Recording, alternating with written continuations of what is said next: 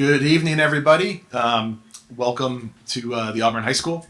This is the community charrette for the Auburn Fire Headquarters. Just to go over a quick agenda, what we're going to be looking at tonight. I'm going to give a quick introduction here, myself and as well as the OPM. We're going to take a look at the project site where we're looking to put the new fire headquarters.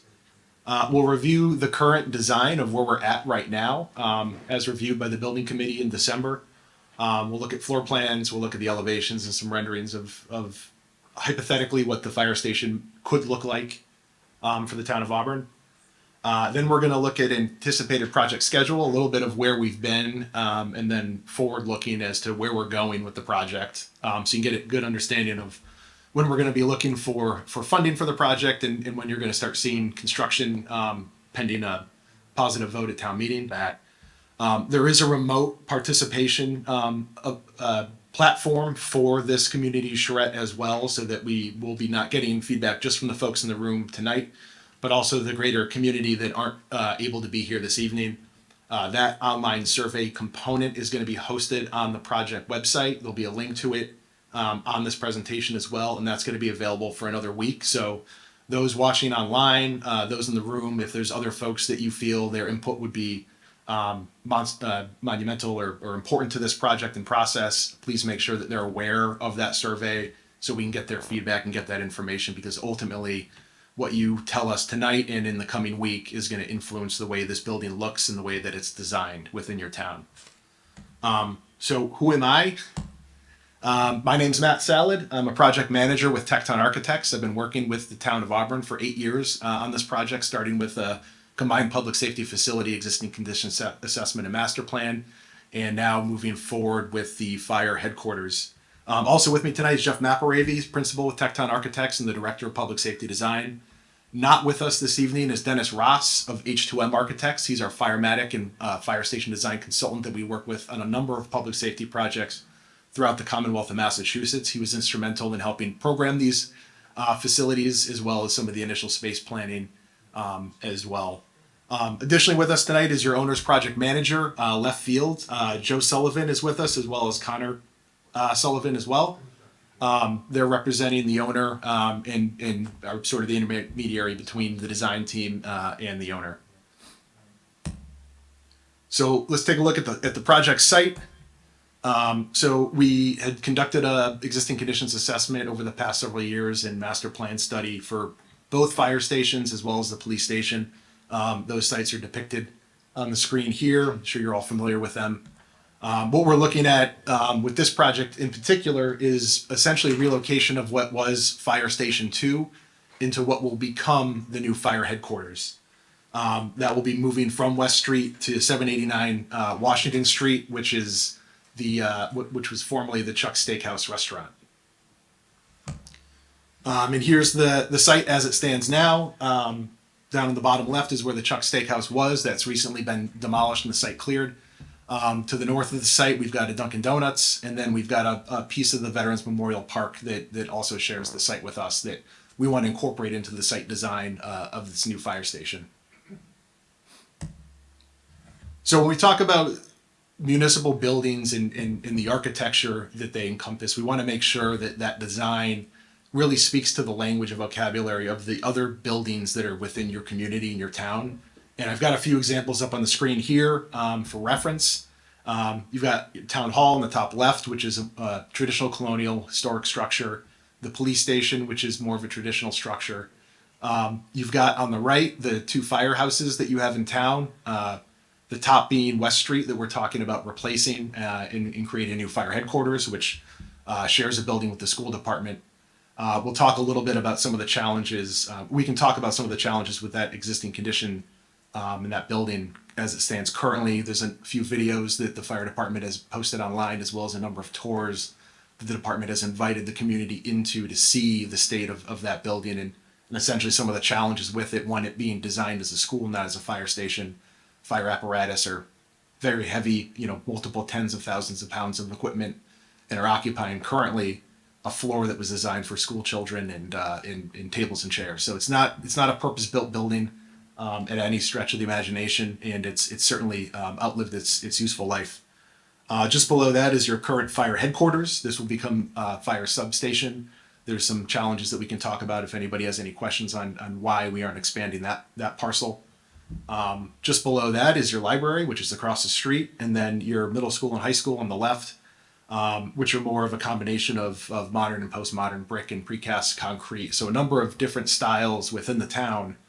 None of them are sort of holistic and over-encompassing of themselves, but create vocabulary for your community. And then in the middle, a couple of images of the Veterans Memorial Park that shares this property with us as well. Just to bring everybody sort of into the context of where we're siting the fire headquarters, it's sort of in a more commercial section of town. You've got the park and shop, a couple of car dealerships, Jiffy Lube, some chain hotels, and the Dunkin' Donuts as well. So it's pretty broad swath of different architectural styles here. Also differing from your municipal buildings within town, but it's important to consider when you're looking at the design of a building within its context to understand those that surround us and our neighbors, to make sure that there's harmony with the architecture in the design. So first, we're going to jump right into where we stand currently with the design, and I want to preface this by saying this is a hypothetical design. This is something that we worked with the fire department and the building committee on over the early winter of last year. And this is in no means what the building is going to ultimately look like, but we will be seeking feedback from you as we jump into the community charrette portion of this. So this is one idea. This may not be the idea that gets ultimately constructed. So I want to make sure that we're all looking through it with that lens. So this is again the proposed site. I'm going to take the mic off so I can walk around a little bit. So this portion of the site right here is essentially where the Chuck Steakhouse used to be. This is Route 20 right here in Prospect Street that runs north to south across the site. Off to the north is where the Dunkin' Donuts is, and then the Veterans Memorial Park is just off to the top here. What we're doing is trying to create a fire station that allows response to both sections of the main drags here, so that they have better response times throughout the community. So we're bringing our fire apparatus out onto Prospect Street, and then that way they can go left or right, and gives them better access to the rest of the community when they're responding to a fire. The site would be predominantly accessed off of Route 20 for the public. You'd be coming in to the public parking spaces that are here on the front of the building facing Route 20. And then exiting back out. Most of the staff entry and staff parking is going to be off to the rear of the site. The apparatus bays are double-sided, so there's overhead doors on either side, so they can respond in both directions or bring the vehicles in and come right into the station, so that they're not creating a lot of congestion out into the roadways, and are able to ingress and egress off the site safely and effectively.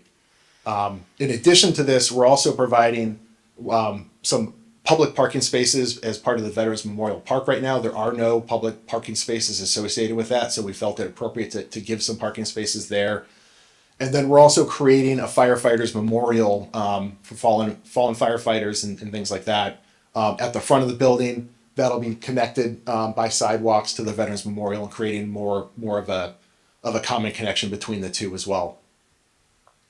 We're also preserving a large swath of the site here, just behind the fire station. This is proposed additional municipal use in the future. So we're trying to maximize the usability of the site and preserving as much as possible.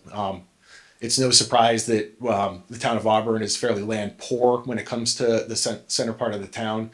So we want to be as economical and as efficient with our layout as we can to preserve as much available space for any future building needs that may need to occur here. So we are identifying that future expansion here and working that into the design. A couple of other things to note is we do have, as we get into the floor plan, some town staff amenities like a gym that's going to be part of the fire station. That's sited off of these parking spaces here, so that other municipal employees will be able to access that off hours or other parts of the day, and not get in the way of firefighter operations. So we're trying to provide assets to the rest of the town staff that may not be available elsewhere within this building itself. These are the floor plans that we've worked out with the fire department. It's a 2-story building. It's a little hard to see, so I'm going to try to walk you through it. But essentially, the building is comprised of several main zones. One being the public entry and the staff entry, so this is our main lobby space. The second being sort of training and fitness, which is over on the left side. On the right side of the plan, on the ground level, is our administrative spaces. To the north of the plan is our apparatus bays. And on the second floor is our living quarters for the firefighters. So as you come in off of the main vestibule from the public parking that was right off of Route 20, you'll come into a lobby that'll also bring you into the training room. This is a training room used for classroom activities and trainings for the fire department. It's also used by other municipal agencies within the town, and can also be used by the public as well. So this is really an asset that the entire community will be able to take advantage of. Just above that is our fitness room that's located off the back of the building, again, being available to other municipal employees. It's a modest size fitness room, but is a great amenity to the fire department in the town as well. To the right side of the plan, working back off of the vestibule, as you first come into the vestibule, there'll be a door to the right. This is into basically a triage space, so that if you're having a medical emergency in the town and you come into the fire station, you'll have a small area where you can actually go in and seek advanced medical treatment right here within the fire station, be stabilized, and then receive a trip from an ambulance to a local hospital. So it's a great asset for the community to have something like that for medical emergencies. There's also an administrative and work area here. So this is where the fire department admins would be, with a window right into the lobby, so that anybody from the public coming in needs directions on where to go or needs to seek service, they'd be able to do that at that window.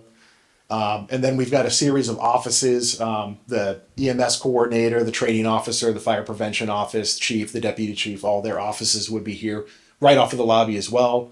They have a conference room, and then some other miscellaneous office space. The apparatus space to the north here, this is where they store all their firefighting vehicles and equipment. So there's a number of engines and ladder trucks and things like that depicted here that fit within the bays.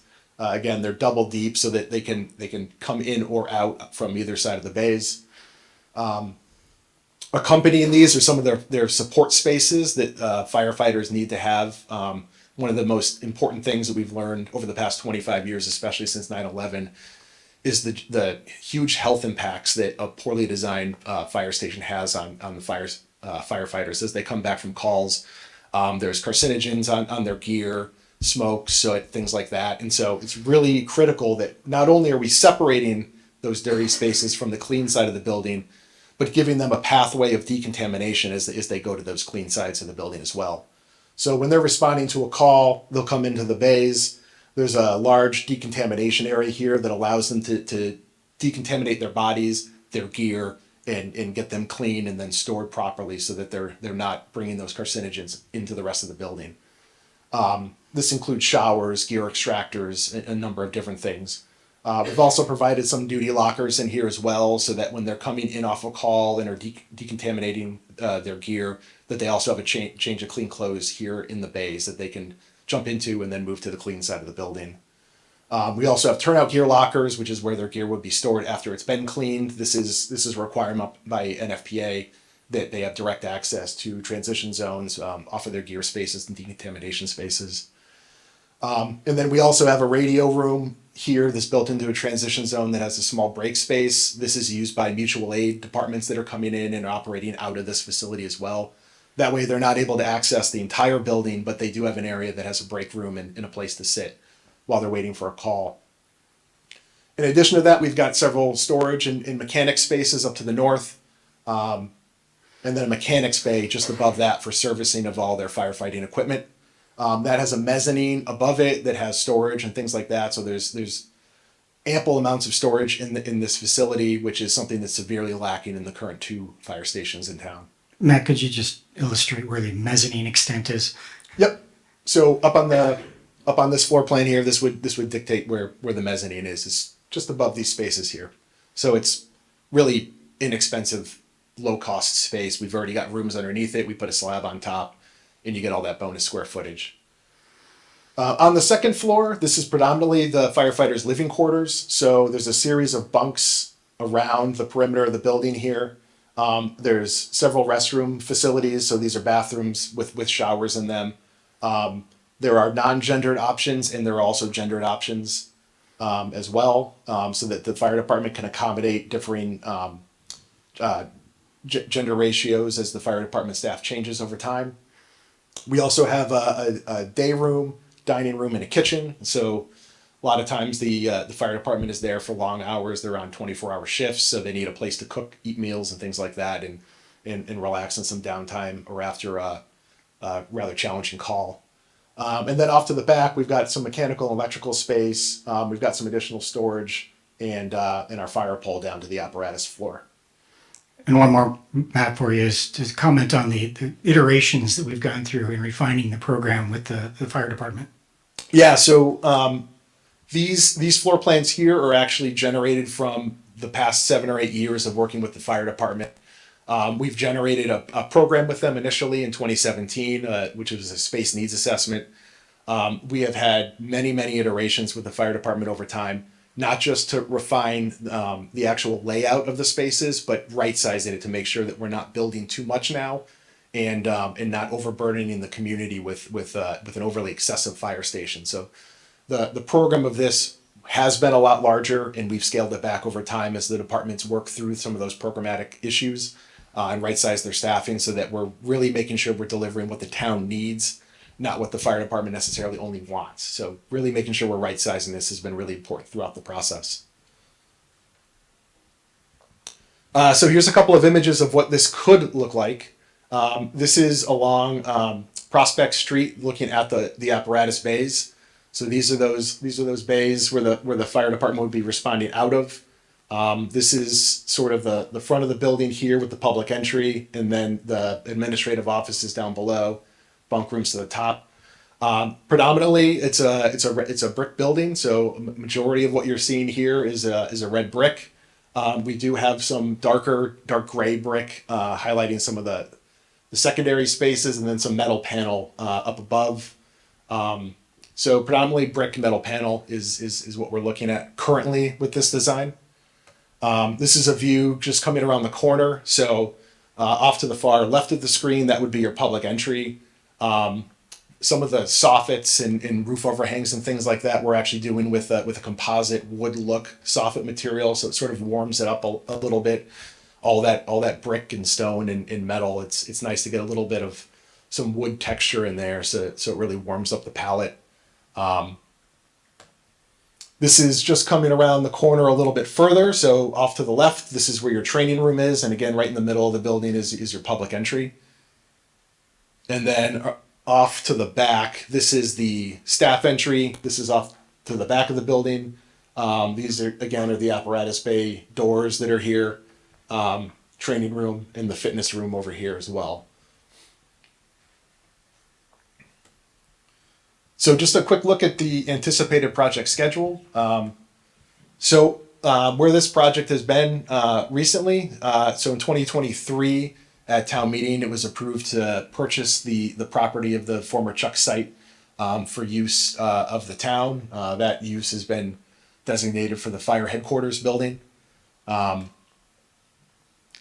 Since then, we're in a pre-design phase, so gathering public input from you folks, as well as putting together some of the conceptual designs and really getting an understanding of the true scope of this project.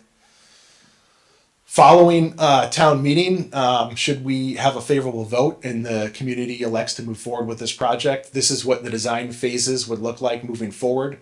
We'd anticipate about 10 months of design time from town meeting to when we bid this project to general contractors. That consists of 3 phases: schematic design, design development, and construction document development. Each of those are between 2 to 4 months in duration, and each one terminates with an estimate that is going to be run by both us as well as your owner's project manager independently.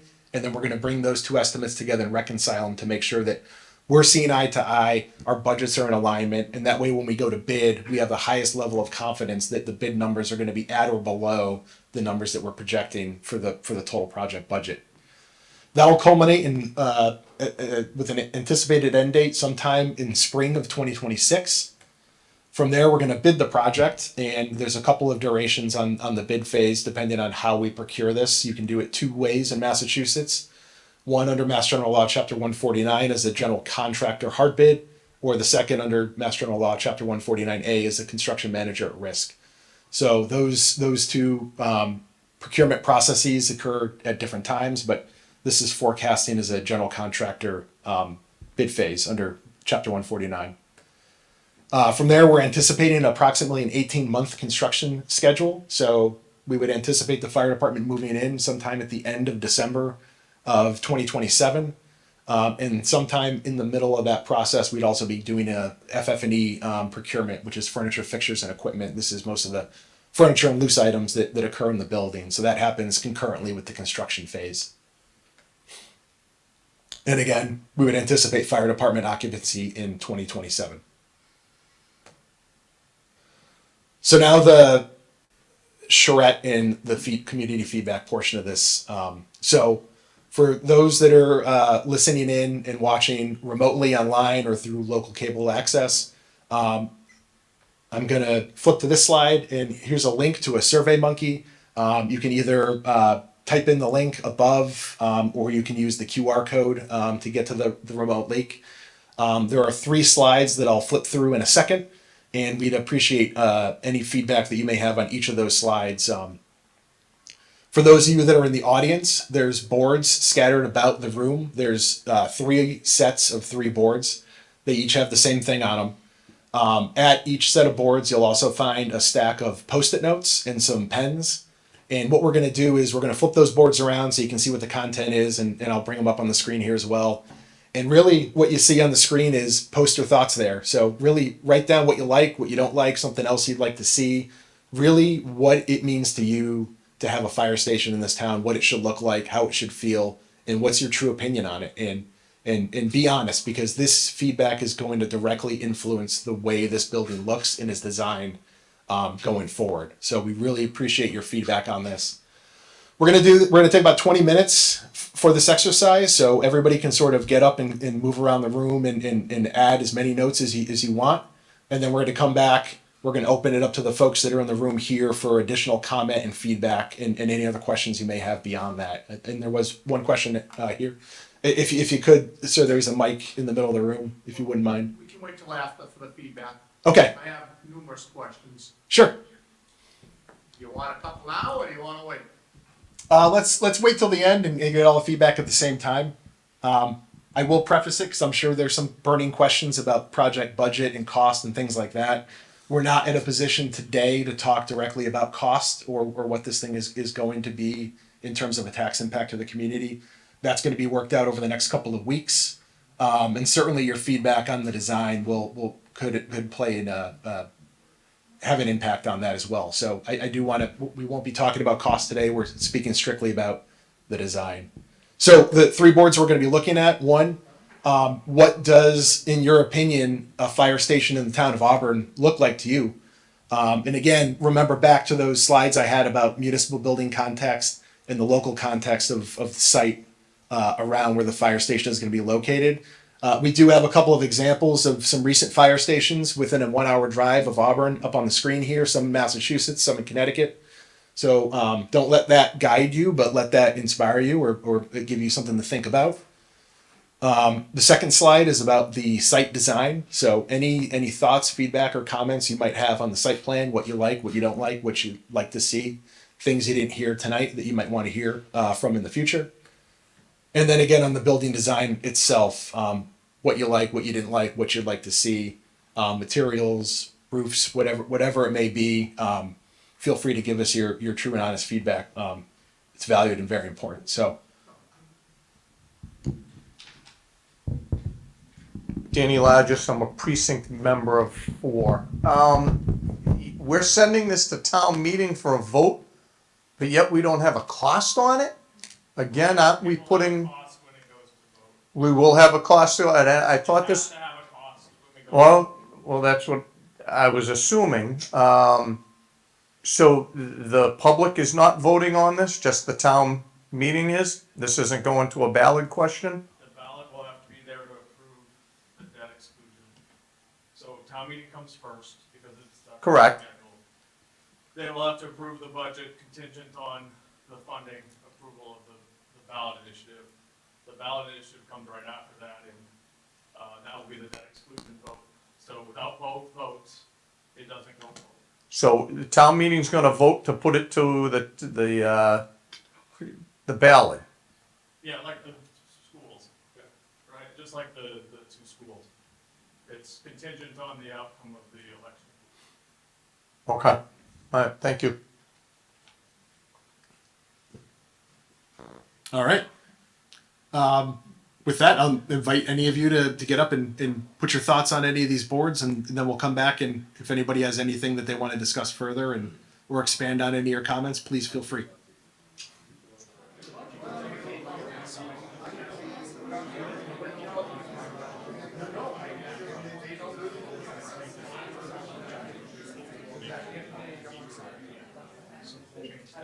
All right, let's go ahead and get started here. Appreciate everybody's time providing feedback on the boards that we have in the room here. I think that was a fun exercise. There's a lot of good conversation that came out of that thus far. For those of you remotely attending, hope you were able to take advantage of the survey. And again, that's going to remain available for the next week. So if you didn't get a chance to tonight or would like to share this with anybody else, please feel free to do so. As much feedback and comments as we can get, the better for this project as well. So I think what we'll do now is we'll open it up to anybody that wants to share any of the comments that they put on any of the boards, wants to expand on them a little bit, ask some questions. Feel free to come up to the mic in the middle of the room here and let us know your thoughts. And hopefully if there's any questions, we can answer them. And if it's general feedback, I'm happy to receive it and let you expand on some of your initial thoughts. So if anybody would like to step up, please feel free to do so now. If nobody does, Jeff is going to go and start taking Post-it notes off the boards and reading them to the... When will we see the final drawings? The final drawings for town meeting. Well, when will we see the station's final drawings?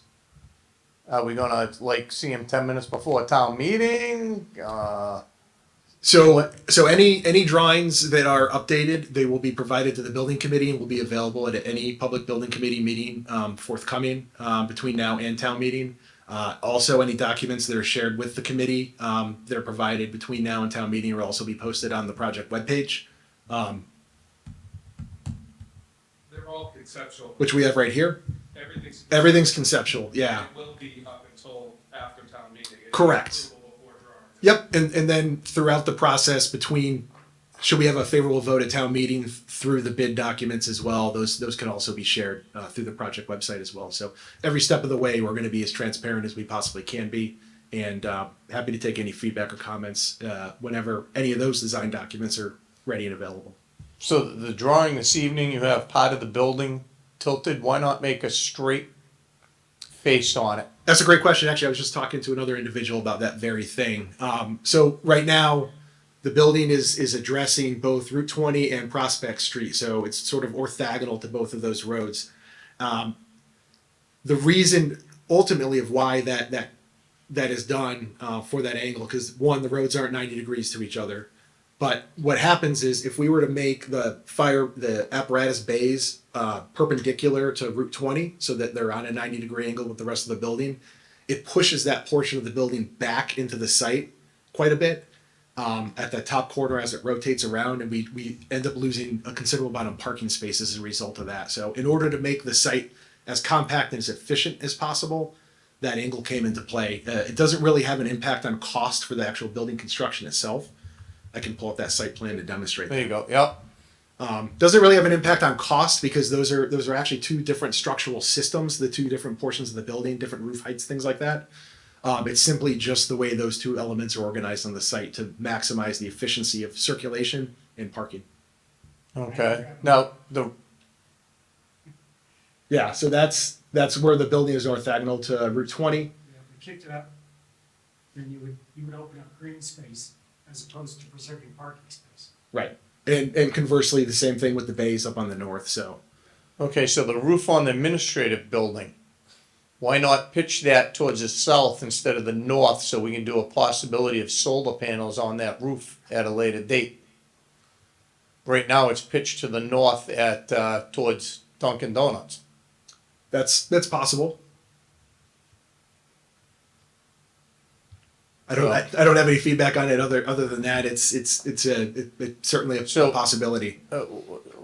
When I was anticipating coming here this evening, I thought the buildings would be, the apparatus floor would be larger. And I just said to the chief, why not model it after Auburn Street, extend it 2 more bays, double-sided, so then you'd have 11 bays for the apparatus, 1 for the maintenance, and then put all the living quarters, which would give the firefighters more living quarters at the top. And if you have to narrow down the administration part of the building and go 2 to 3 floors if you absolutely need it. One of the urgent care room, or whatever you called it, is this going to be the only fire station with this room? Are there other fire stations within the area? I don't have other ones off the top of my head, but yes, this is not an uncommon thing to put in a fire station, in a modern fire station. Uncommon to where though? To Massachusetts. LA? Matt, can I just answer that question? Sure. Yeah, there's few fire stations, modern fire stations that are constructed today that don't have some sort of a walk-off room. We do a lot of walk-in traffic, people driving into the fire station, having chest pain, having some type of a medical emergency. And what happens today, whether it's at West Street or Auburn Street, we wind up trying to treat that patient in the lobby, or we open the door and we move them into like the dispatch area and we sit them in a chair right there. What this allows us to do is when someone presents at our building for a medical emergency, we go right into the walk-off room. There's already an ambulance stretcher in that room, and the treatment begins immediately there. Then we can move them. Once the ambulance is pulled around front, we can move them. So this is certainly going to create efficiency on a problem that already exists today. On a weekly basis, someone turns up at our building having a medical emergency that we're dispatched from the station. So this is almost kind of envision it like a small doctor's office. You know, medical equipment is there, the cardiac monitor, so we can begin treatment immediately when somebody comes off the lobby. Aren't these all the things that are in every single ambulance we have? Why not rush them right into an ambulance? Because, again, there's protocols that say if someone presents with chest pain in the lobby, we're not walking you to an ambulance. We have to immediately sit you down. You can't exert yourself, and there are protocols that have to happened immediately as far as patient care. It's not as easy as just let's walk this way 30 feet to the ambulance. It's actually prohibited by OEMS regulations. So Okay. this is the best way to provide effective and the correct care to people when they present at the building with a medical emergency. So the walk-in room is at the front and the ambulances are at the back. Right. Would it- The ambulance. So we the put it closer? Well, the idea is that when someone walks into the lobby and says, I'm having chest pain, we're immediately moving off into that room. The paramedics will begin treatment. Someone will get the ambulance, pull the ambulance out to the front. We're going to be in that room for a good 10 to 15 minutes treating the patient. It's not, the days of just throwing somebody into an ambulance and driving to the hospital, that's not the treatment modality. We'll be treating this patient, cardiac drugs, cardiac monitoring. The treatment is taking place just like in a residential home. We don't pull in, rush into a home, throw you on a stretcher, throw you in the ambulance and drive as fast as we can. This 15 to 20 minutes of actual medicine that is going on in the home before we even transport a patient. So it's not about speed, it's about the effectiveness of the treatment. Okay. Now, the pictures you have with you, Stephen, what's with the glass tower? What do we, It's in the middle? So that's an architectural element, essentially, just separating out the 2 volumes. Like it, love it, hate it. Well, it's We can certainly change it, but cost efficient. I mean, how much expensive is that gonna be to do that instead of, no you more. know, no and more- what's the maintenance on something like that gonna be? It'd be no more maintenance than you would on any other windows within the building, and no more cost than it would be if it was brick. It's similarly priced. Okay, and the living quarters upstairs, how many firefighters will that house? I think we're programmed for 13, Chief, which was based on an independent staffing size study that the department had conducted 2 years ago or 3 years ago. And the female firefighters will have their own quarters? Yes, yeah. So there are designated. There's designated facilities specifically for females, and there's also non-gendered facilities. As that ratio changes over time, that can be designated in the future. So we've built in flexibility as the sex ratio changes over time. Would you like to come up and ask that question? Okay. I'll give you the mic, Russ. Yeah, we have the female section, we have the male, what's a non-gender section you're talking about building? It's not specific to a male or female, so either sex could use it. We're talking signs, right? These are four identical. Yeah. Yeah, okay. If it's men's room, women's room, Community, yeah, it's you know, it's, because that's not gonna stick for long. And the other thing, I liked what Mr. Lagasse said, but maybe to see if we could get an idea if the slope of the roof, which I'm a favor of a slope roof, it's the best. But if we change the angle and then down the road we can put solar, or maybe get some kind of, during the construction, something for solar, you know, that'll help a lot of things. Yeah. That'd be nice to see, you know, you're just taking it going from this way to this way, so I don't see that being any kind of cost issue because it's the same thing. Yep. No, absolutely. We can maximize all of the roof. So all the other roofing areas, we are compelled by the building code to make sure that it is designed to support solar in the future, and we can also Right. make sure that every roof surface is designed such that we So maximize just that. design it where it'll face the sun and, you know, 'cause I solar's so big, I can see it happening, Definitely. you know? Okay. Excuse me, Matt. One of the questions that came up while we're talking about this roof specifically, one of the questions that came up was the cost difference between a flat roof versus a roof with this pitch. There's, you know, concern that there may be more cost to a roof like this. Can you just talk a little bit about the roof structure and the cost differences? Yeah, I mean, we can certainly run the numbers to demonstrate what the difference is in cost between this versus a steeper or higher pitched roof. I will say that, you know, there's sort of a mix of both types of roof structures in the area, flat roofs, low sloped roofs, and high pitched roofs as well. So it's not a matter of context.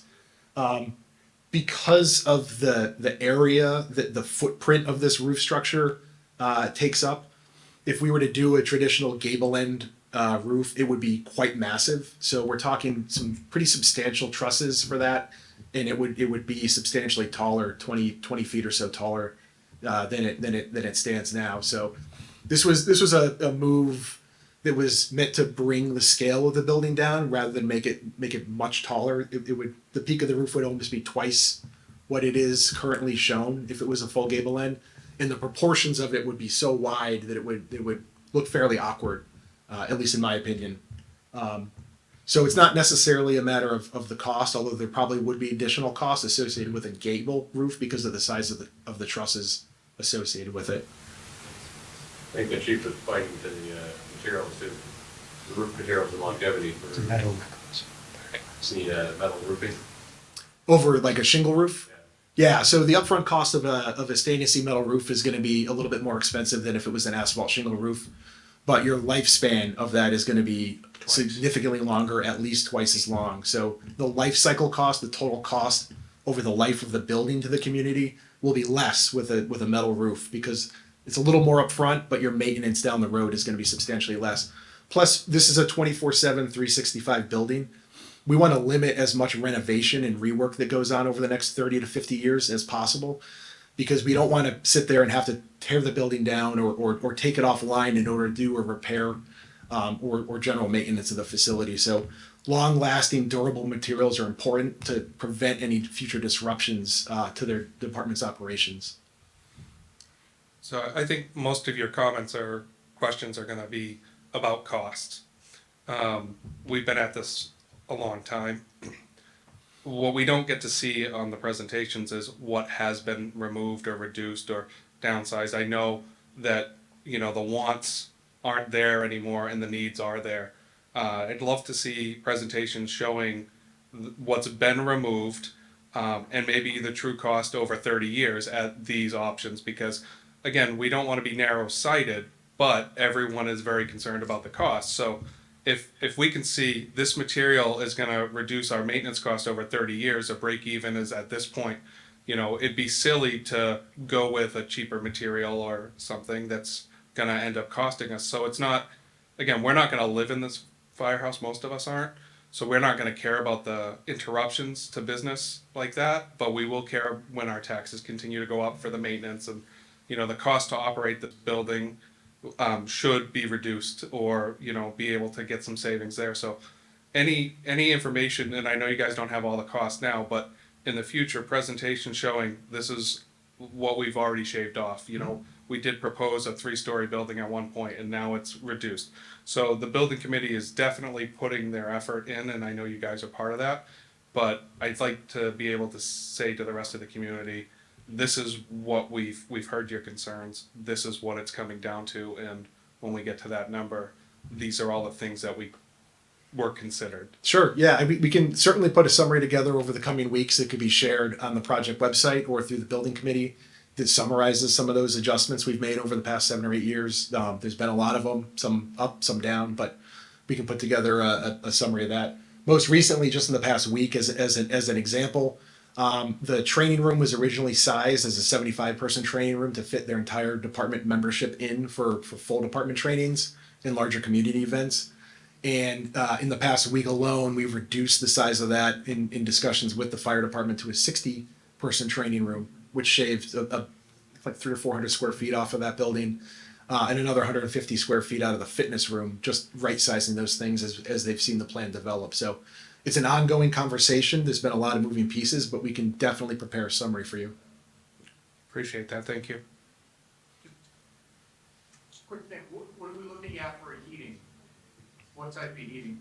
So we haven't had the discussion directly on what sort of HVAC system is going to be included in this. It's very common, if the budget allows, that we put radiant heating in the apparatus-based slab.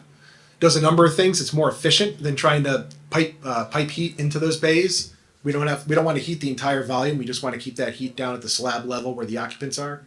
It also does a really good job of drying off the apparatus bay floor when you're coming in from McCall's on a day like today, when you're covered in salt and water and ice and things like that. As it melts, it makes the bay floor fairly slippery and dangerous. So that also helps dry that out and dry the equipment out so that you get longer longevity out of your trucks.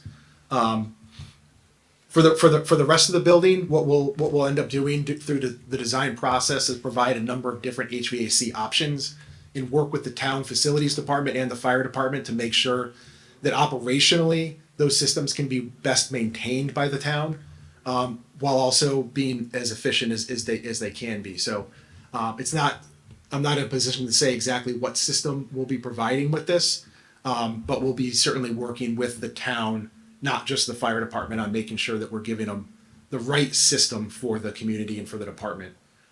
Most often now, it's more of a heat pump system, whether gas fired or electric. Heat pumps are sort of the most efficient, cost effective way to go right now. A lot of these systems are undergoing a change with different refrigerants that are coming online in the next year. So we don't know exactly where those are going to go just yet, but we're continuing to monitor those, and there'll be certainly further discussions down the road. It's a long-winded way of me saying that I don't have an answer. I just had a quick question about the site plan for the visitors lot with the entry and exit. What are you envisioning for the traffic flow there? I know it's a little, like, are you talking like enter and exit in both of the entrances, or are you talking just kind of a one-way sort of situation? So there would be, you would be able to egress out onto Route 20, but the primary mode of ingress and egress from the public parking lot is going to be back out to Prospect Street, Okay. just because it's safer to get on the Route 20 through the intersection than pulling out onto the street itself. Okay, I just wanted to double check.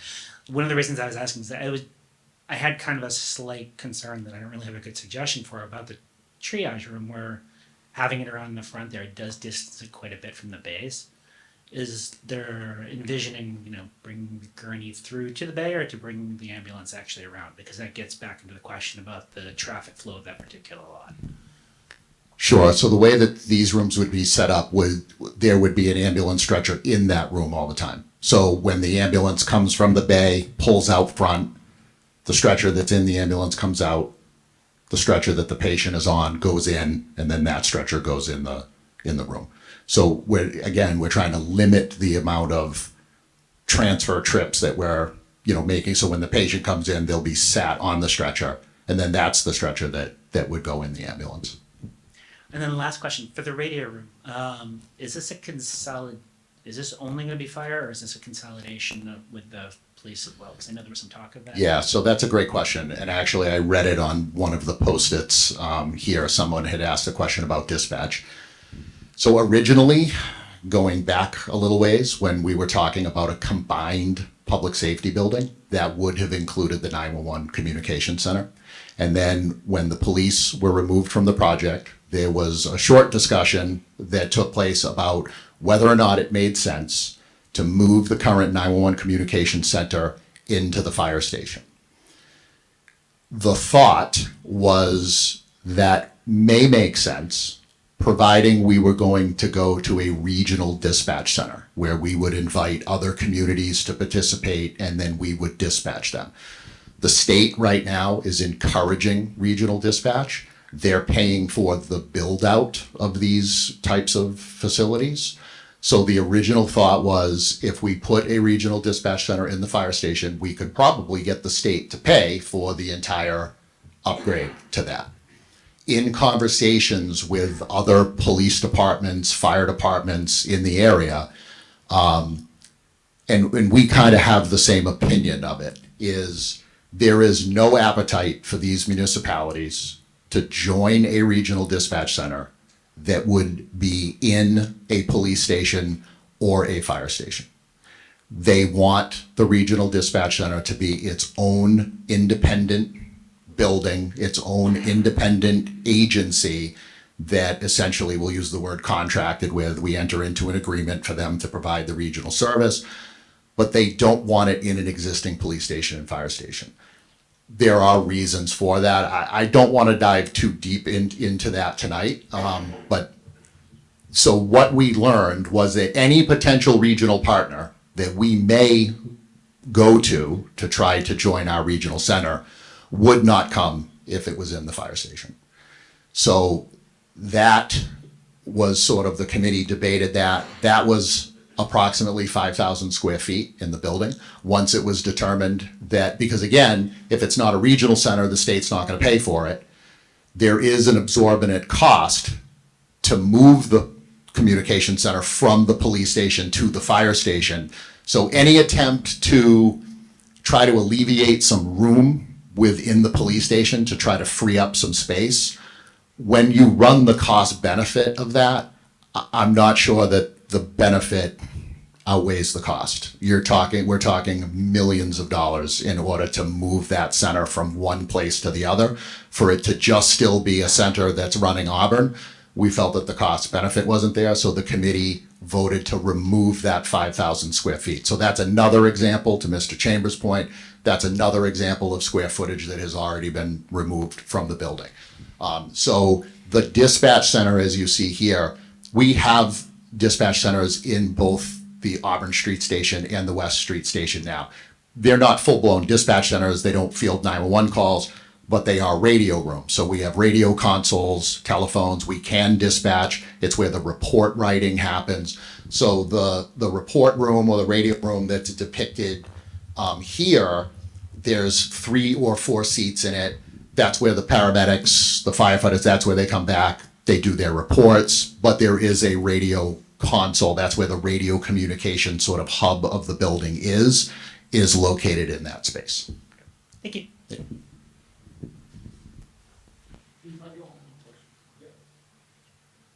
I just kind of something. I guess I've been misunderstood about a lot of things.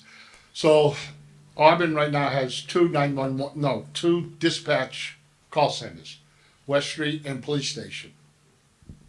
No. So the town currently has one 911 communication center that operates out of the police department on Oxford Street. So now on this new station, it's gonna have a dispatch center, the police is, so where's my? No, it's not, and again, I don't want to confuse the terminology. It's not a dispatch center.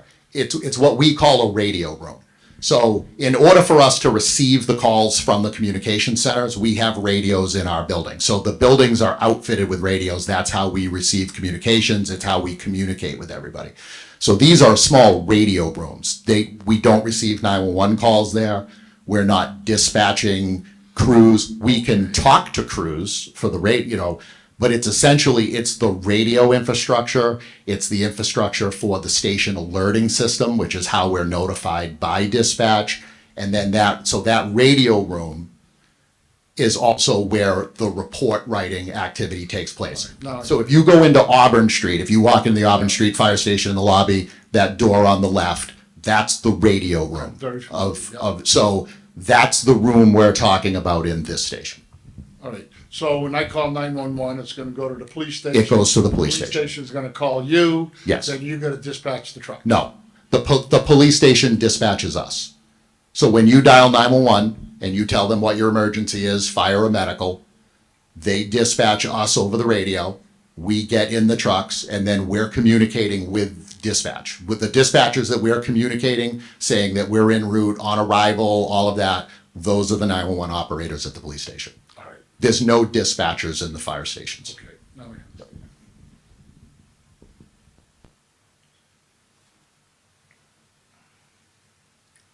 Great question.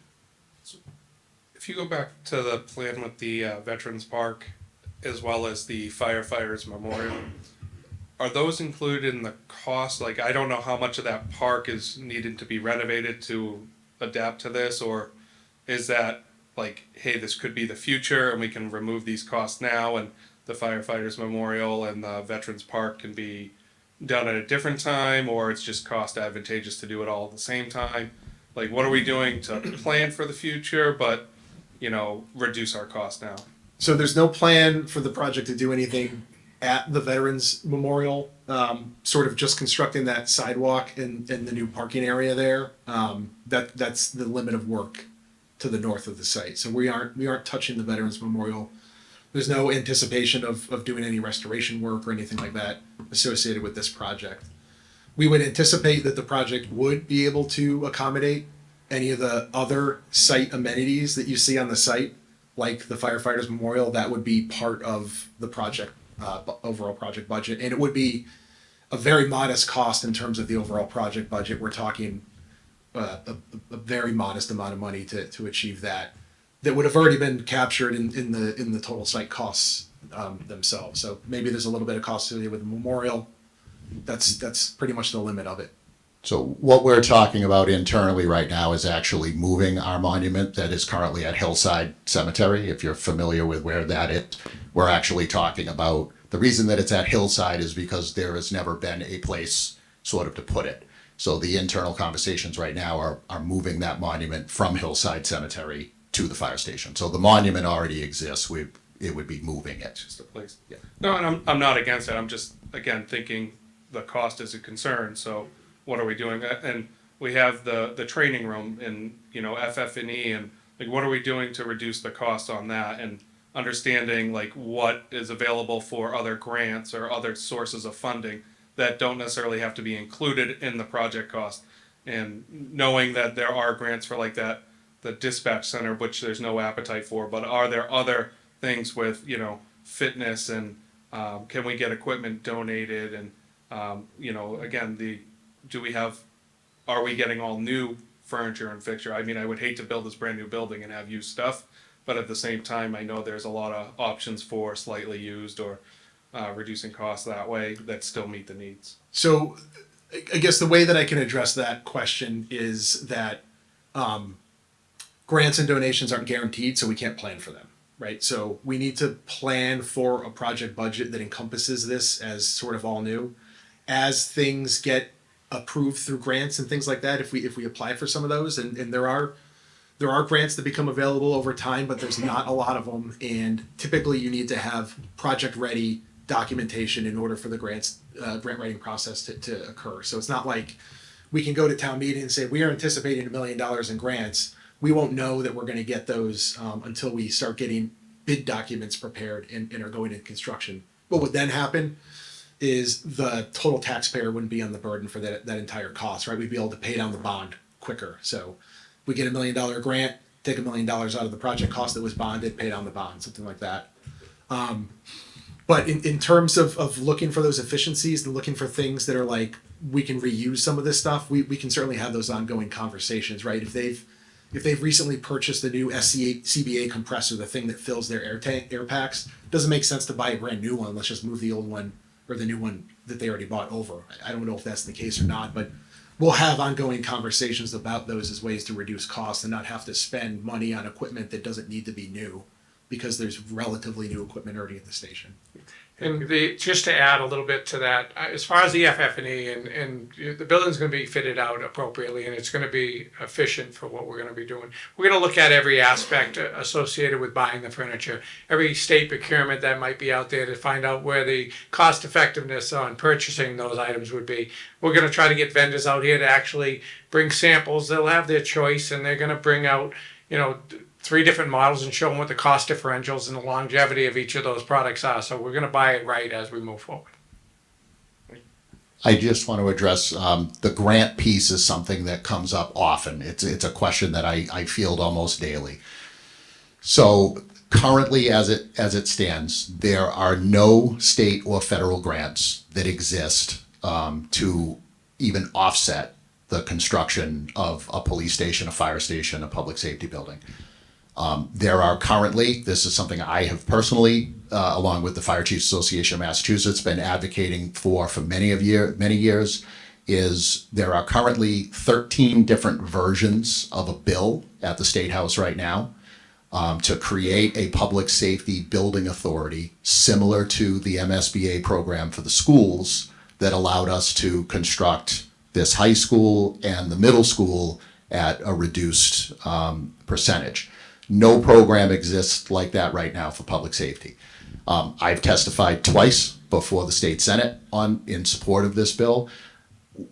There does not appear to be much of an appetite at the state to create such a program at this time. So, the likelihood of that happening even in the next several years, the sense that we're getting from our legislators is it's probably slim to none at this moment. On the federal side, there's no program that exists. And really, I think, we're in a kind of a standby and wait and see what's going to happen on the federal side. There's already been many programs that are cut within the last 30 days on the federal side. So I don't know that there's going to be much of an appetite to put federal money towards this. So any chance for state or federal funding, I think, are going to come by way of earmarks, by working with our local legislators, working with Rep. Frost, working with Senator Moore, working with, Senators Markey and Warren, and specifically asking them to support an earmark in their budget. For the town of Southbridge received one for $1 million, and then it was cut in half, and then they got some money back, but they received a federal earmark for $1 million towards their project. We're going to explore all of those avenues. So we will be asking our delegation for an earmark. Again, it's not guaranteed money, but those asks will be made. When it comes to the FF&E, unfortunately, there's really not a lot that could be carried from West Street over. There's really not even a lot in the building. So we've kind of talked about this, internally. That station lacks a lot of things that headquarters has that West Street doesn't. So I think where some of those grant opportunities come in, and even on the state side, the most amount of money that's available in the Commonwealth of Massachusetts for the town of Auburn based on our population, the most amount of money that we could apply for, which we just over the weekend, I got word that we got this year's grant, was the firefighter safety grant. The most that we're eligible for is $19,000. And that's what we just received this year, that we'll be buying some gear. So those kind of small grants, I'm very hopeful. I would be willing to bet that we will be able to secure some grants to purchase maybe the turnout gear washer extractor. or the dryer or something like that can come off the FF&E. But, unfortunately, there's just not a lot of money out there in terms of what's available for grants. But I'm aware of most of what's out there. The USDA has some programs that we'll be, again, working with our delegation to see if we can get some USDA funds. So we know where to target the money. Unfortunately, there's not a lot, but I think all of those is going to come sort of, as Matt said, after the fact as deducts, from the project and say, oh, we got a 20,000 grant here, so we can, trim that off. I have two more questions, Chief Deputy. What's the length of the tower truck?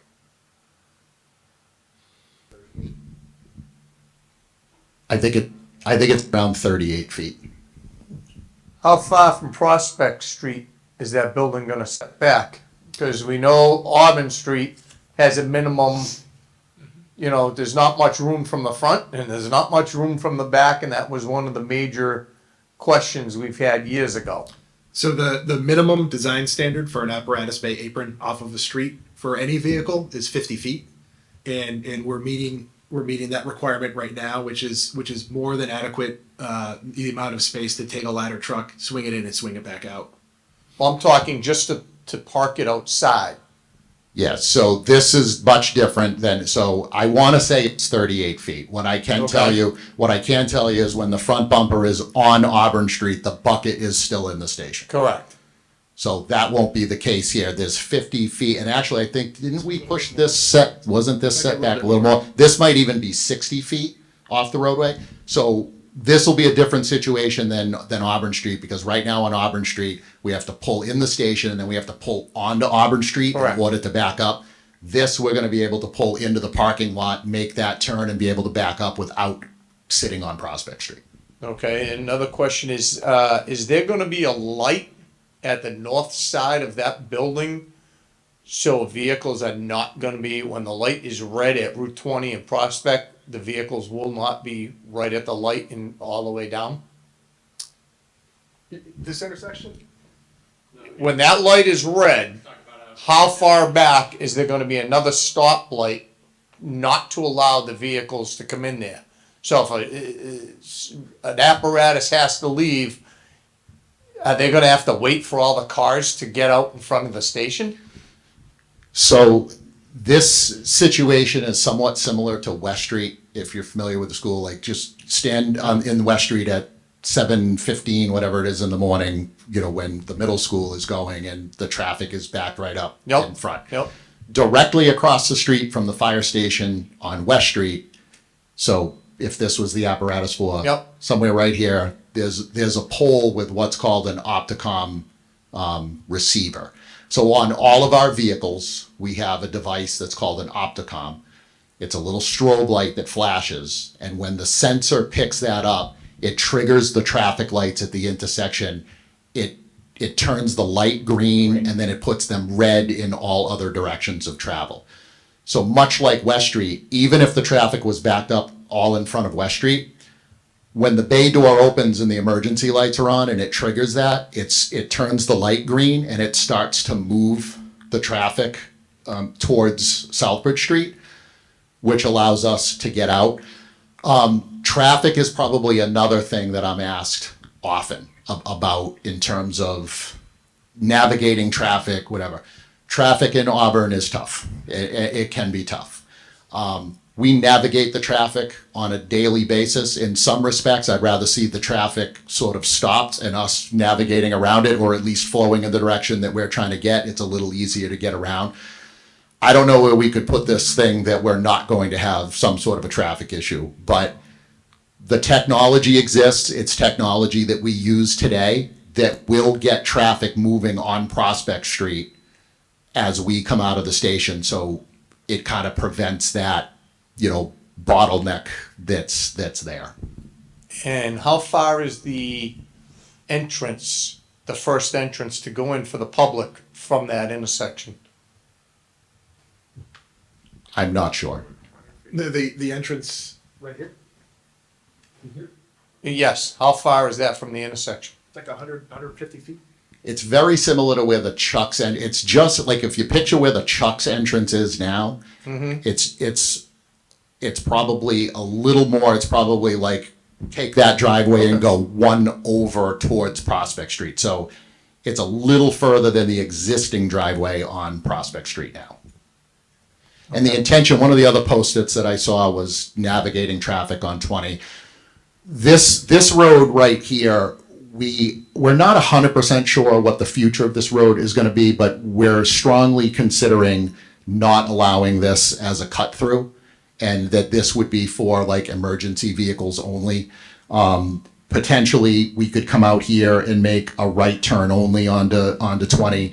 You know, we don't want people navigating from 20, you know, trying to turn, you know, it's kind of what happens at Chuck's now, but we want to try to eliminate people crossing, you know, 2 lanes of traffic to come into the parking lot. That's why we want them to be at a controlled light.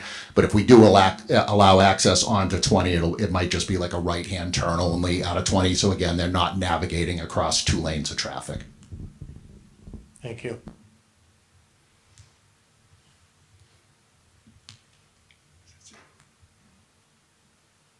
Now, did you talk about the potential of a second floor addition above the classroom? I didn't know. Yeah, just a couple other things to note on the design that I failed to mention. The one is that training room also doubles as the EOC, so that'll take some pressure off of the police department as well. In addition to that, the floor above it, this area here.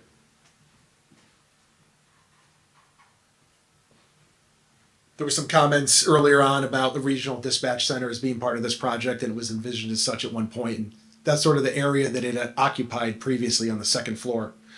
What we're actually doing is, rather than that be a traditional roof system, which would be just steel structure, roof membrane, and insulation, we're actually pouring a concrete slab so that we'll have a composite structural deck on that roof, and then the roofing system on top of that, such that in the future, if the fire department needs to expand or needs to grow 20, 25 years down the road, or another agency needs some additional space, that'll be sort of prepped and ready for a second story addition in the future at a reduced cost as to what it would cost, you know, to build all that new now. So that is one of the flexibilities and future growth components that we've worked into this building.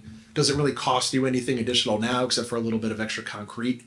But it will pay dividends in the future if we ever need to expand the fire station 25, 30 years down the road. And I think just highlight, that's a shortcoming of the existing headquarters, is that the apparatus bay was not built for expansion, so you could not build on top of the apparatus bay, because at the time that they built that station, they didn't think, you know, that we want to, you know, pay the money to make it a little stronger to be able to build on it. So that's one of the things that, you know, we're trying to sort of balance between, you know, cost effectiveness and long-term cost effectiveness. Can that be done if it's the roof is pitched to the south side where it's possible for solar panels? Yeah, it's different roofs. So the pitched roof is this area here. And the area we're talking about is this portion here, which is just over the training room and fitness area. Jeff, if you could point on the rendering to that lower flat roof on the back there. So this is the area where the future expansion is. This is that big. This side of the line. So that expansion area is not on this picture here? Yeah. Right on top of that. All right, I'm looking at the wrong picture, I'm looking at, hold on.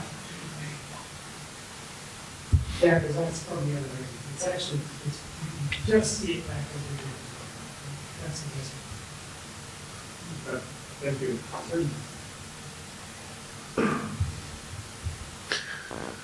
We're sitting here right at 8 o'clock. Anybody have any last minute comments or questions before we close this meeting?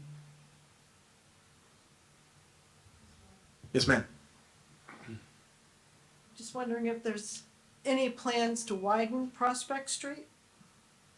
There are not at this time. Do you anticipate another meeting before town meeting Yes. with the drawings and stuff?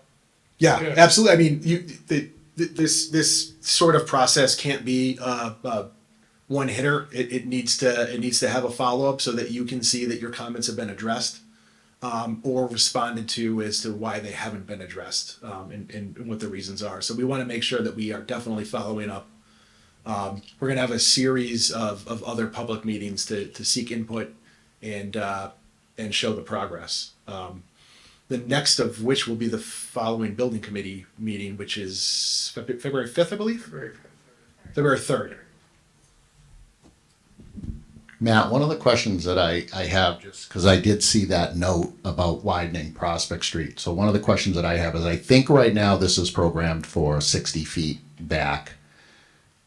We own this whole corner now. So even if it was, you know, a portion, is the potential exist for a potential widening? It's a town road, so we wouldn't necessarily need permission from the state. I would envision, I think it's premature to say yes or no whether there will be a widening. What I can say is there will be improvements to the road, very similar to the middle school when they redid West Street and they expanded it even just by like that 10 feet to put the turning lanes in. So I do anticipate, I don't know about a full widening of the road, but I do anticipate some road improvements based on the construction, because we essentially own that whole side of the road. So I think we could, depending on what and again, the next phase of this is, there'll be, not necessarily traffic, but when the engineers get in to start looking at turning radiuses and all this, I think the potential does exist for some road improvements on Prospect Street, sort of in that way, much like what was done on West Street. How much will that cut down on the distance from the street to the apparatus? Well, so that's what I just said. The standard is 50 feet. I think we gave like a 6-foot buffer. So even if we split the difference and we took an additional 5 feet in front of the station, or we did something there, I think there's a little wiggle room there. But Prospect Street, as it stands now, it does meet the requirements of the actual road width, including the sidewalk. So the road is currently built to town standards in terms of what is supposed to be existing for road conditions.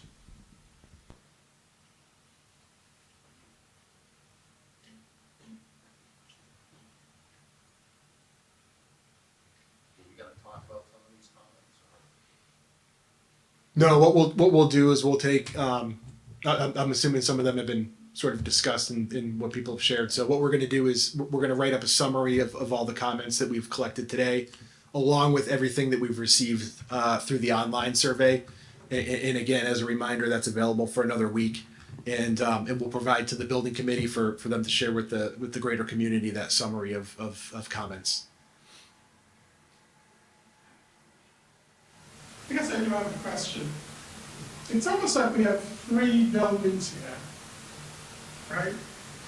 So wouldn't it make more sense to put the one on the far left with the one that's at the top? And then, and then just make a second floor for both sides? So there's an economical reason for not putting program space above an apparatus bay floor. That's a very long structural span. We're talking 90 feet across that. That's big, heavy pieces of structure in order to support a floor above that. We can keep that structure pretty lightweight if we're just supporting a snow load and a roof load above there. And so the increased inefficiency that you get when you start putting support space on top of the bays, right? It increases your cost and structure. It's also going to require that we start putting columns in the middle of the bays. Right now, that's clear span the whole way through, so it's wide open. When you start putting columns in the middle of the bays, as firefighters are responding to an emergency, those things are in the way of them getting to the trucks. You actually end up with a lot of workplace injuries as a result of that. Well, fair enough. But take the first 2 at the bottom then, and make that all one building. The bays are on the top, correct? So these are different heights. They're not two different buildings. This is a 2-story piece of the building, and this is a single story. But wouldn't it make more sense just to build it as one building? It originally was one 2-story section of building. That's when we had the regional dispatch center in there. We don't have enough program to support building all that out today, but that's being preserved as future growth space. It's less expensive to not build that and not build all this empty volume that the fire department's not going to use, that they have to maintain and heat and all those things. I remember from the first building, there was a lot of concern about growth and space, and as I recall, one of the statements was that other fire stations had built growth, and then the growth still wasn't enough. And, you know, the problem we have with the police station is we built it for, you know, that day's maximum capacity, and it just immediately became too small. And it seems to me that we're doing the exact same thing. So a couple things on there, and then Chief, I'll let you add in if I missed anything here. This building is designed as a 50-year. It's been programmed out for 50 years. So we didn't just look at what the department has today, but we looked at projections based on call volume over the past 30 or 40 years within the community, the town's population, and the anticipated growth based on that. So you can sort of map out the past 30 or 40 years, project out where that's going to end up. Couple that with the independent study that the fire department had based on their staffing sizes, and put those two things together, and it gives you a pretty good sense on what you need for a building now and into the future. So we've programmed that extra growth into the building itself and added in a few extra spaces that can be added onto in the future. So we're not just building for today. We're building in extra growth capacity and then also other opportunities to expand in the future if we needed a little bit more. How flexible is the building internally in terms of moving walls or changing office sizes? And Yeah, is so that a huge thing, or is it, you know, you've got basically an open area and then a shell and pretty much. I mean, it's going to be a steel structure, right? So those will be built fairly nominal with some large spans, and then infilled with light gauge metal studs and drywall in between those structural members. So if an office needs to relocate, if we need to add another bathroom, you know, these sort of things are sort of built in so that we can easily renovate it. It's not that it doesn't require zero work or zero effort or cost, but it's not like you're tearing down a bunch of masonry walls like you would, you know, a masonry structured building that you would have built 40 or 50 years ago. This is a lot more flexible in those terms. And what we can also start identifying with the fire department is sort of dummy walls, we call them. So say that there's a couple of offices next to each other, and maybe down the road we might anticipate the need for a conference room or something like that. We can take a wall and just have it as just studs and just drywall and not put electrical or anything in there, so that in the future, when they do need to expand that room, it's a very cost-effective way to just take that wall down, not have to deal with electrical or plumbing or anything like that, and then create that expansion. thanks. I'm kind of confused. Can you go back to the blueprint of the floor status? Okay, right there. The picture on the right, that's the apparatus up top. Yep. We cannot put a second floor on it to put the living quarters up there? You just can't do it economically. It's gonna increase cost, and it's gonna cause complications with the apparatus bay floor. It's not that it's never done, but it's avoided whenever possible, because the implications of when you do something like that is a detriment to the fire department's operations, and it increases the cost of the project. What are we looking at for an increase? Because you're talking a lot of wasted space that the firefighters could use for future. You can put the captain's offices, lieutenant's offices. I thought that's what you were talking about earlier. No, the area that we're talking about for future expansion that they can add on to is right here, Okay. above the training room and above the fitness room. Now, what's the square footage of the apparatus floor? It's like 9,800 square feet. right. something like So that.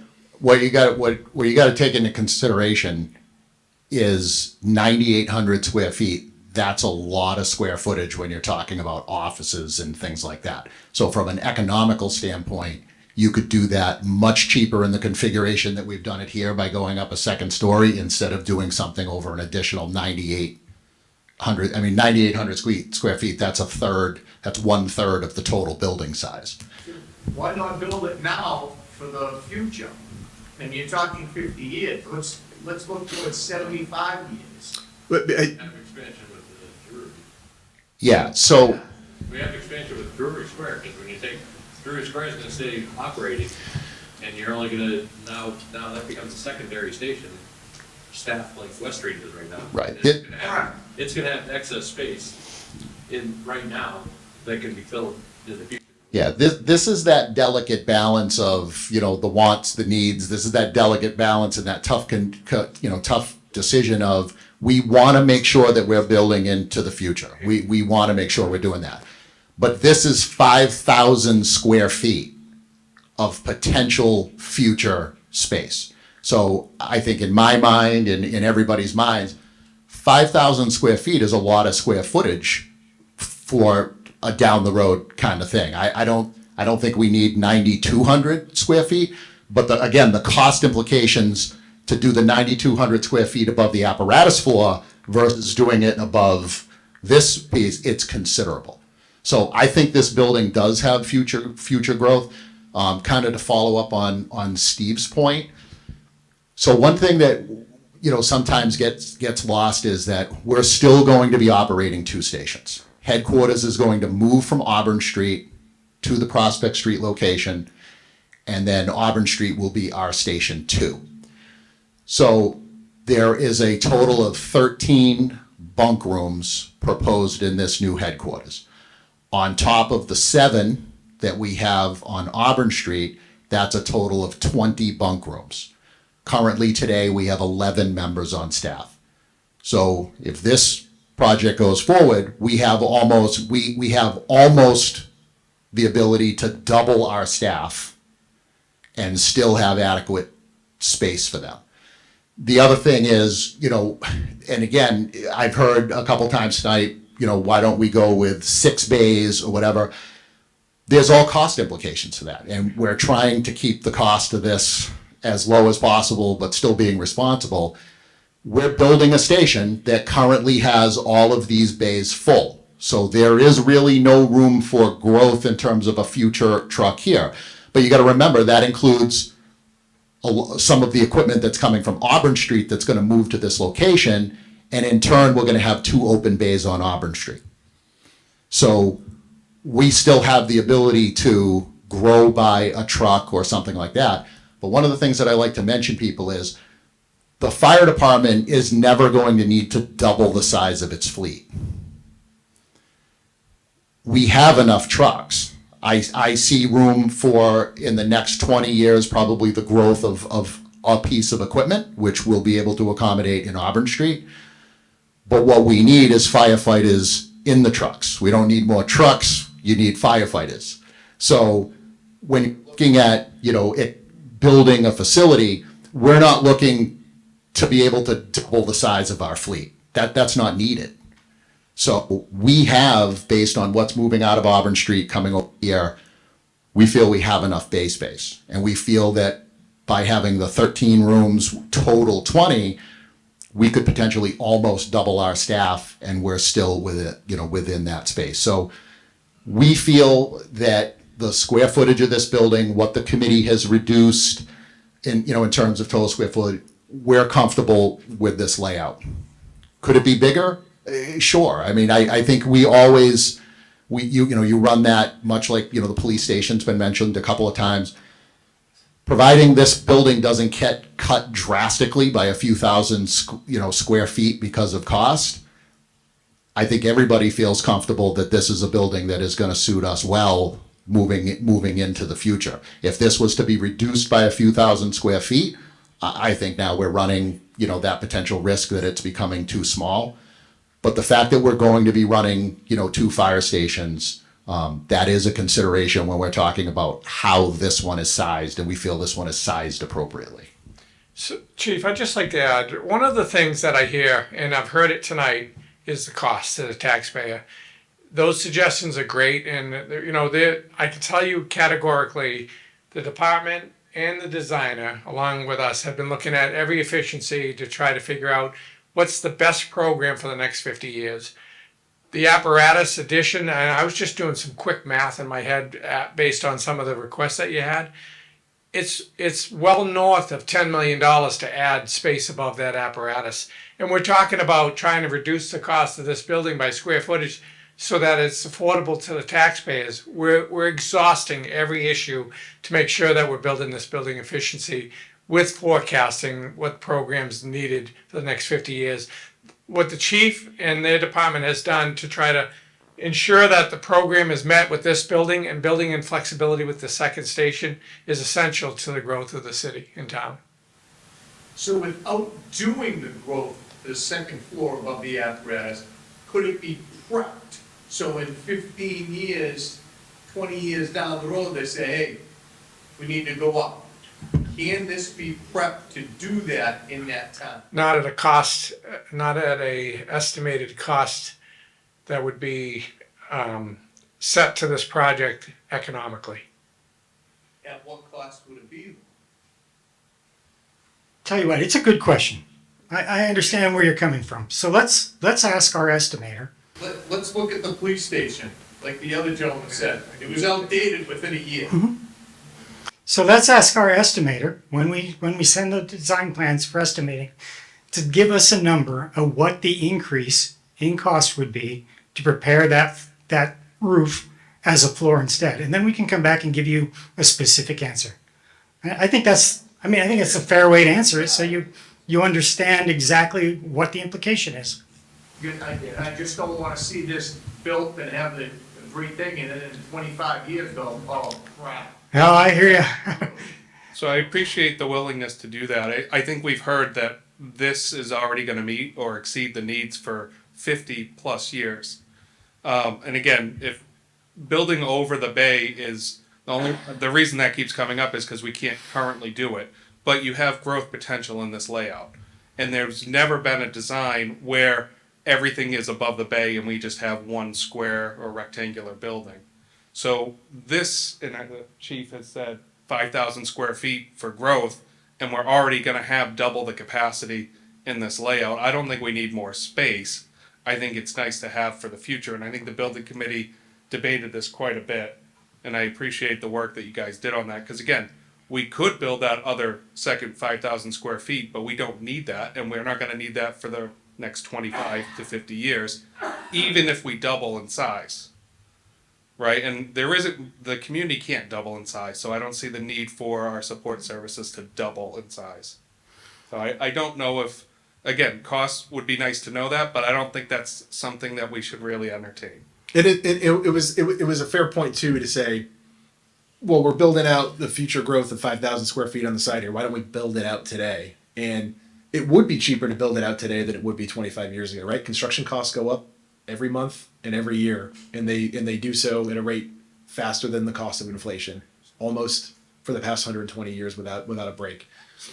But when you do build that space out that may not ever need to be expanded into by the fire department, you will be maintaining for the life of the building that space, and you will be heating for the life of the building that space. So when you look at the life cycle cost of shelling out a component of the building for a might have in the future, it doesn't make economical sense, and that was reviewed with the building committee this fall and over the winter.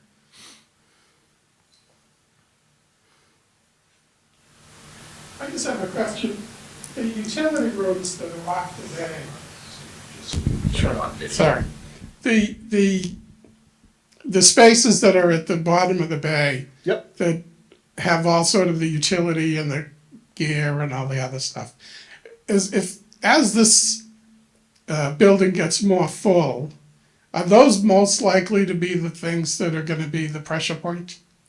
And can you use, I forget what you said was at the top of the bay, was that maintenance? So I can go through a couple of the spaces in more detail, and I will just add that these, like other spaces in the building, have been built with future growth in mind. So working our way from, it's a very sticky stand. Working our way from over here, and again, I understand it's hard to see, and these are blurry, and you're far away. So our first space here is our turnout gear room. This is the gear that the firefighters wear when they're responding to a call. These are based on a locker count. Each officer or each firefighter has a locker. This is based on the total future anticipated membership for the department over the next 50 years, plus room for additional growth, so that if they do for some reason need to add 10, 15 more firefighters, it has the space to accommodate it. This decon area is more robust than some smaller fire stations. It has all the NFPA requirements that they'll have for decontaminating when they come here. This isn't going to need to get expanded unless there's some hot new thing in firefighter decontamination that comes out that requires a new space. And that's just not something we can anticipate. But this also has some additional space built into it so that we can accommodate anything that does happen in the future. The next room here is the EMS supply storage room. So this is where they're restocking the ambulance as it's coming back from a call. This is sized based on the number of ambulances that they operate out of this facility, and also has a little bit of extra growth built into it as well. So we wouldn't anticipate this growing any more than it already is. And then the next room over here is that transition zone off of the radio room for mutual aid. So there's no real changes that we would see going on there. To the north of the plan, we've got some general storage. So this is storage of gear and equipment and things like that support the firefighters when they're responding to a call. We also have the SCBA room, so all their breathing apparatuses and air tanks. This is where they decontaminate them, fill the air packs, and then store them. So this is sized based on department the size of the turnout gear room and the number of firefighters that the department is also going to have. So again, these are all sort of sized similarly based on the number of firefighters that the department is going to have on staff. And then we have some smaller storage rooms and a workroom, and the workroom is for the mechanics bay. That's got room for a tool crib and part storage and things like that. We've got additional storage here, room on the walls and things like that for tires and equipment and parts and stuff like that. And then we've got this whole mezzanine up above that is unprogrammed space. That's bonus space that they can use for overflow storage over time as they bring in bigger pieces of equipment, need to bring in some training pieces and things like that. So we're really covering all bases when it comes to the firematic component of the building. So one thing that I just want to point out is the department has a mechanic. So our fleet is maintained inside the fire stations. Right now, the mechanic works out of West Street. So these 4 bays here is the emergency response program. And then this bay, this 5th bay up here is the designated mechanics bay. So in some fire stations, like this firematic stuff, sometimes like is housed on this wall. We put the firematic space here as a separation between the emergency response area and the mechanic, because right now it was happening today. Like right now, the mechanic is fixing a truck 6 feet away from an emergency response vehicle, that's trying to get out the door. So that's why we created that separation. So just so when you saw the mechanics bay, that's something that's currently going on now. We have a mechanic in-house that basically does the work out of our West Street station now.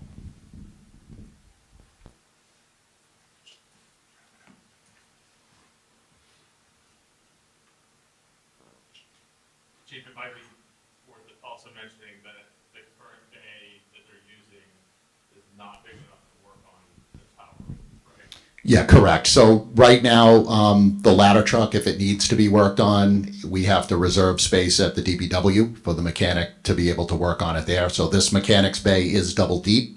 So the tower truck would be able to be worked on and lifted there.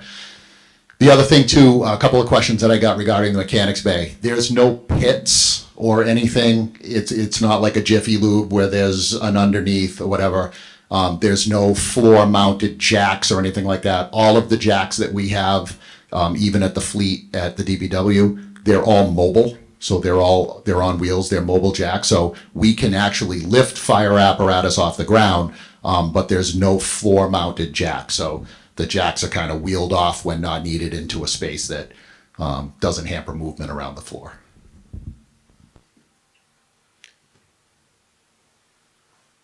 So I think with that, we can call this an evening. Got a lot of phenomenal feedback from everybody, some really great questions. I'm sure we've got some good feedback online as well. So like I said, we'll take all these Post-it notes, we'll take all your feedback, we'll take everything that we receive online over the next week, we'll compile it into a report that the building committee can review and share. And we'll be looking to have some more of these coming into the future as we prepare for town meeting. So I really do appreciate everybody's feedback and your participation in tonight's event. This has been invaluable to the committee and to the fire department and to the project and our process. So thank you all very much. And it's a cold one out there. So Yeah. Again, thank you. For those who don't know, if you haven't seen it, the Fire Station Building Committee does have a webpage. You can find that from the town's website. Just go under committees and there's a bunch of frequently asked questions on that page. So thank you very much. Thank you all, I think you did a good job.